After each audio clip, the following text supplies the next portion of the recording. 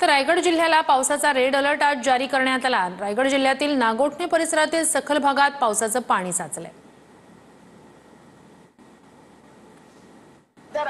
मध्ये मुसळधार पाऊस बरसत आहे। प्रशासनाच्या वतीने देखील रेड अलर्ट जारी करण्यात आलेला आहे।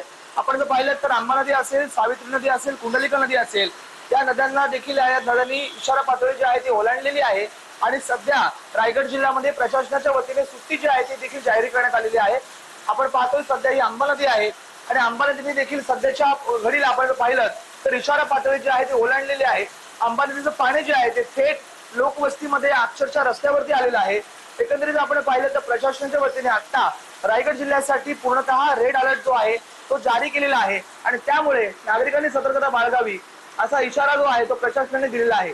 आपण पाहतोय सध्या रायगड जिल्ह्यामध्ये आणि याच कारणास्तव जे आहे ते शाळांना जे आहे ते प्रशासनाच्या वतीने सुट्टी जी आहे ती जारी करण्यात आलेली आहे।